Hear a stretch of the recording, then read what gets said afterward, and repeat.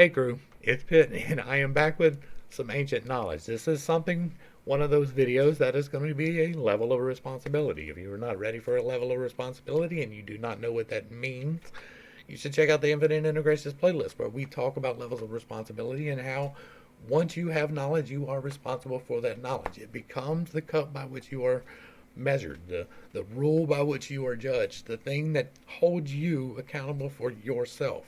Once you are aware of the situation, you are responsible for the situation. That's not for things that are out of your control, circumstances that are beyond you, but the things that you are meant to internalize. Once you have those lessons presented to you, you are responsible for those lessons. This is going to be one of those days where we are starting that. We are doing just the introduction today. This is going to be a little bit shorter than I normally do on these ancient lore ones, but we will break down the chapters later as we go along, and those will uh, expound much greater than what's going to happen with this video today. This video today, we're going to be going through the introduction and what the three initiates meant to do as they set forth. I have not read the entirety of the Kybalion. I have been, it's one of those like Plato. I thought I was well read because I knew pieces of it, right? We're going to do this, the entirety of the Kybalion. Hopefully, it all works out and everything works. But as we go along, I will be expounding upon it. If you are not comfortable with me talking about things that have been directly revealed to me, this is not going to be the reading for you. We will be reading a lot. I put the text up next to it so that you can read along, but the discussion parts will happen face to face. All right, so now let's dig in and see what's up. The introduction to the Kybalion.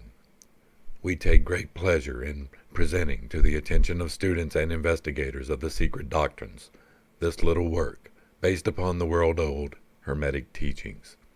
There has been so little written upon this subject, notwithstanding the countless references to the teachings in the many works upon occultism, that the many earnest searchers after the arcane truths will, doubtless, welcome the appearance of this present volume.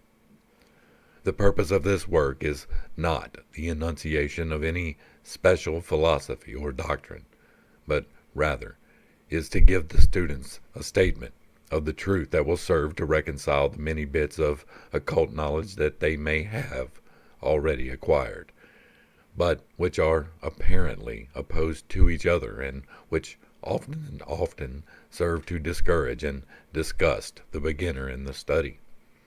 Our intent is not to erect a new temple of knowledge, but rather to place in the hands of the student a master key, with which he may open the many inner doors in the temple of mystery through the main portals he has already entered.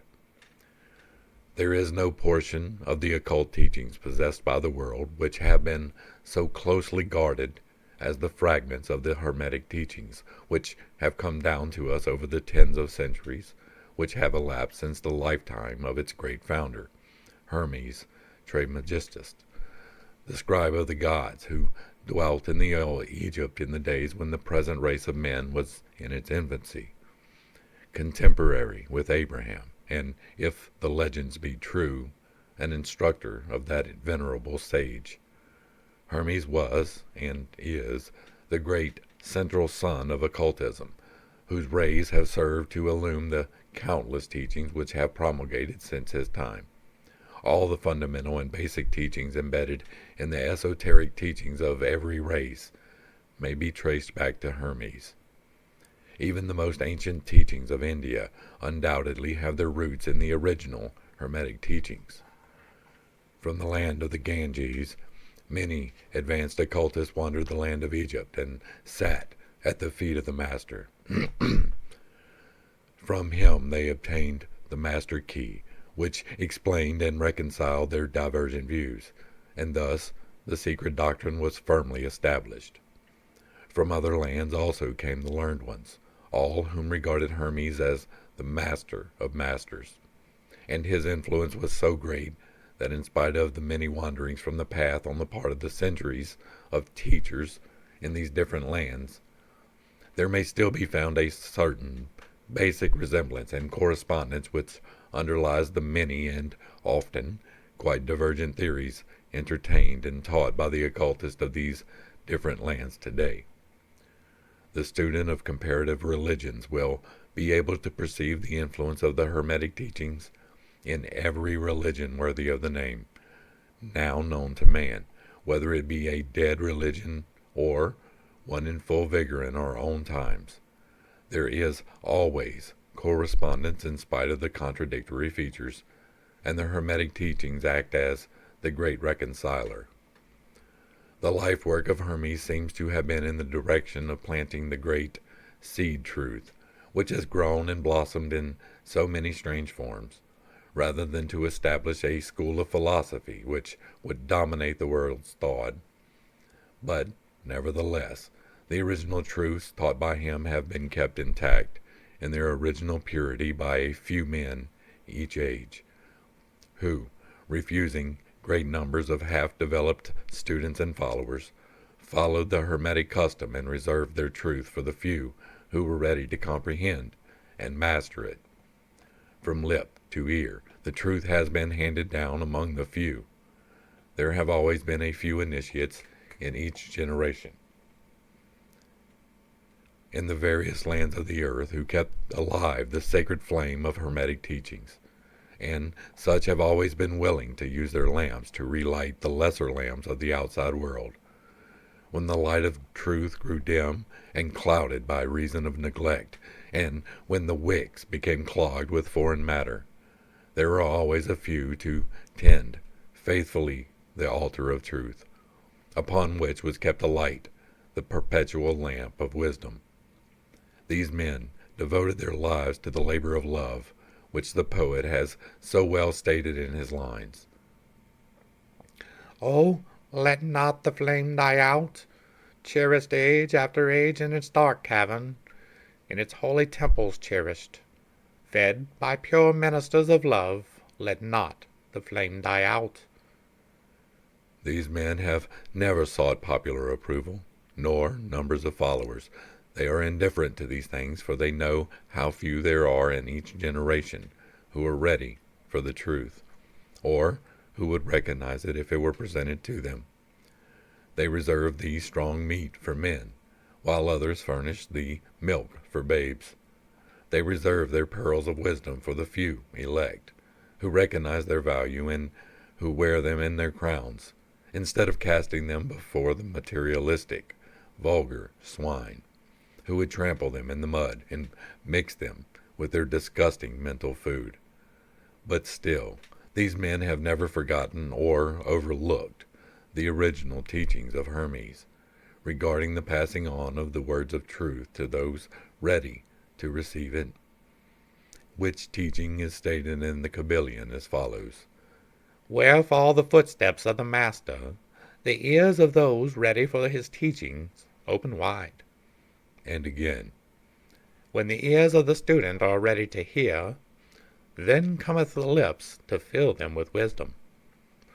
But their customary attitude has always been strictly in accordance with the other Hermetic aphorism, also in the Kybalion. The lips of wisdom are closed, except to the ears of understanding. There are those who have criticized this attitude of the Hermeticists, and who have claimed that they did not manifest the proper spirit in their policy of seclusion and reticence. But a moment's glance back over the pages of history will show the wisdom of the masters, who knew the folly of attempting to teach the world that which it was neither ready nor willing to receive.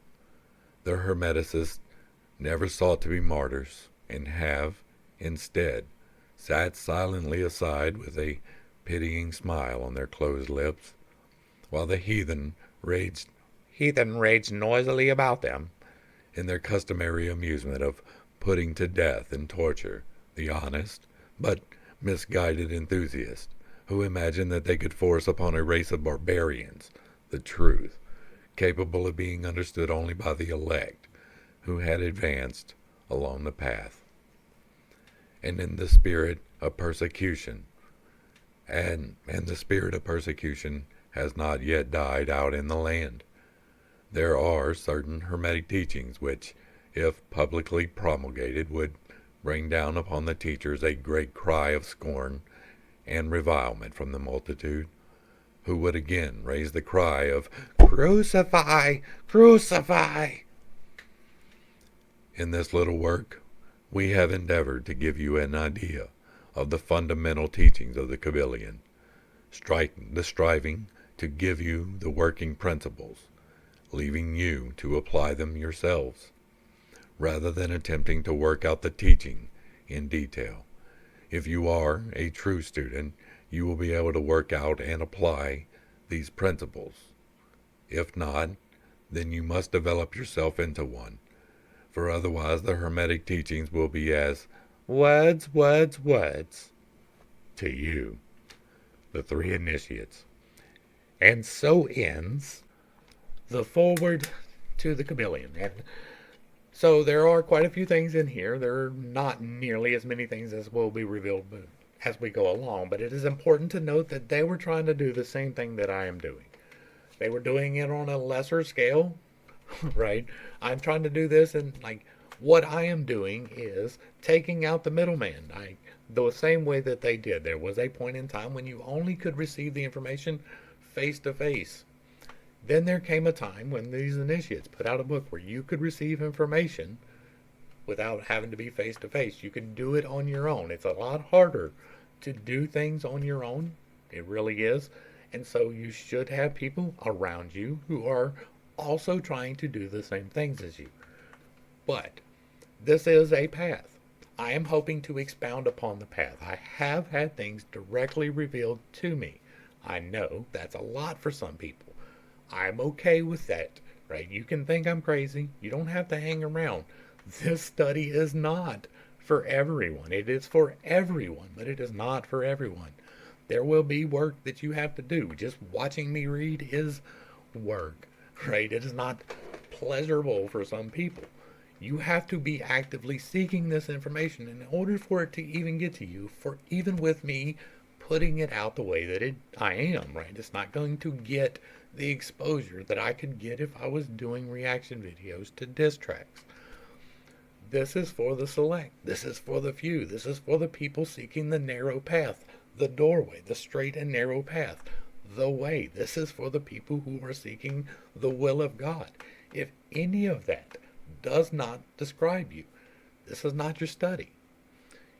This is for the people willing to put in the work. This is for the people investing the energy. This is for the people who are actually going to do the hard parts. If that is not you, this is not the study for you. You will not reap benefits. I want you to, but if you are not committed to doing the things that you hear, you can watch, but it won't help. If you commit, if you fully commit and grab the reins of responsibility for your greater purpose and seek, knock, ask, the door will be open. You will receive your answer. You will get what you are seeking. This study is not for everyone. It is open to everyone. I accept anyone, but not everyone is meant to be on the same path. This path will be a narrow one. The 8 rules of creation are very real. You should definitely check out the 8 rules of creation, because the 8 rules of creation are where it's at. Hopefully I brought a little bit of enlightenment and not too much confusion to a somewhat difficult thing. I understand that I am going to step on just as many toes in this one as I did in the Bible study, and understand that I care just about as much. I don't mean to hurt your feelings, but it's going to happen. If you like what I'm doing here, let me know down below. Give me a like, share, and a sub. Throw me a comment. If you really like what I'm doing, give me a super thanks. It will be greatly appreciated. To the crew, thanks for hanging out. I appreciate every single minute that you are here with me, and I am praying for you every single day. Until next time, I love you. God loves you. You are perfect, whole, and complete, just the way that you are. And this has been Pitt State. Peace.